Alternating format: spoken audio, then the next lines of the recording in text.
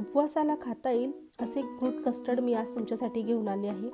पण हे fruit custard मी without custard powder केलेलं आहे आणि अगदीच घरच्या साहित्यातून बनवून तयार होते.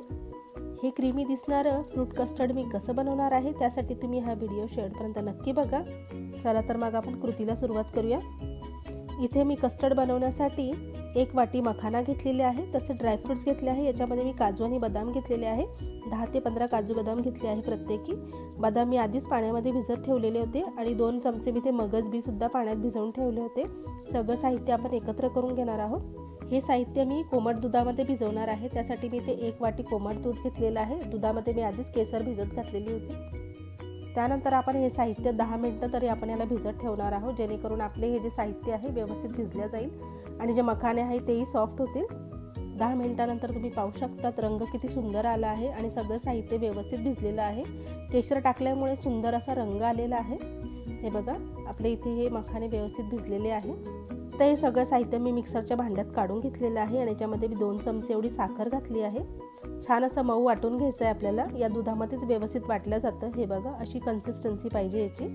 कस्टर्ड तर तयार झालं आहे. आता मी इथे काही फळं कापून घेतलेली आहे. याच्यामध्ये मी केळी घेतलेली आहे, अर्धा मी इथे डाळिंब घेतलेला आहे आणि अर्धा सफरचंद घेतलेला आहे.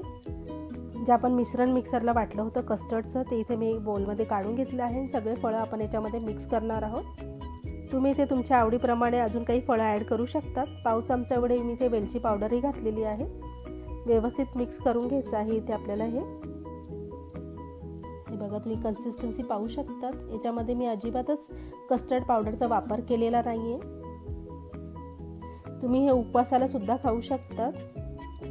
आता हे मी एका भांड्यामध्ये काढून घेते आहे कस्टर्ड. आपण याला फ्रीजमध्ये थंड करण्यासाठी ठेवणार आहोत. वरतून मी काही काजू बदामी घातलेली आहे, केशरही घातली आहे पुन्हा, जेणेकरून हे अजून छान दिसेल. फ्रूट कस्टर्ड हे थंडच छान वाटतं, त्याच्यामुळे आपण याला फ्रीजमध्ये थोडा वेळ ठेवणार आहोत. तर आहे ना अगदी सोपी रेसिपी ही. तुम्ही हे फ्रूट कस्टर्ड उपवासाला देखील खाऊ शकतात. अगदी 10 मिनिटात बनवून तयार होतं. आता मी तुम्हाला एका इथे वाटीमध्ये काढून दाखवते आहे. छान सजवून घ्यायचं आहे आपल्याला. तर तुम्हाला ही आयडिया कशी वाटली आहे? कस्टर्ड पावडर न वापरता मी इथे फ्रूट कस्टर्ड बनवलेलं आहे. तर आहे ना अगदी सोपी रेसिपी आणि अगदी पौष्टिकसुद्धा आहे. झटपट बनवून तयार होते. तुम्ही अशा पद्धतीने हे फ्रूट कस्टर्ड नक्की एकदा करून बघा आणि तुम्हाला जर ही रेसिपी थोडी आवडली असेल तर नक्की एक लाईक करा आणि चॅनलला पण सबस्क्राईब करा. पुन्हा एकदा भेटूया अशाच एका स्वादिष्ट रेसिपीसोबत. तोपर्यंत धन्यवाद.